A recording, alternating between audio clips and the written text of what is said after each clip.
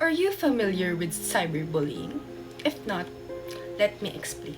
Cyberbullying is a growing social issue that affects many young people today. It is a serious problem that affects individuals in society as a whole.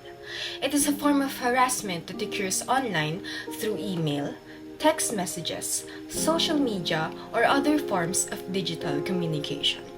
Cyberbullying can cause severe emotional, psychological, and social harm to victims, leading to depression, anxiety, and even suicide.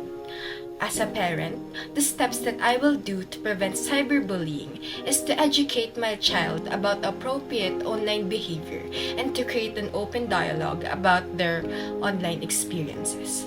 I can also closely monitor their online activity and set guidelines for how they can use the internet securely and safely. Additionally, I can teach my children how to block, ignore, and report online harassment. It's important to encourage our children to report cyberbullying or threats to us or another trusted adult immediately.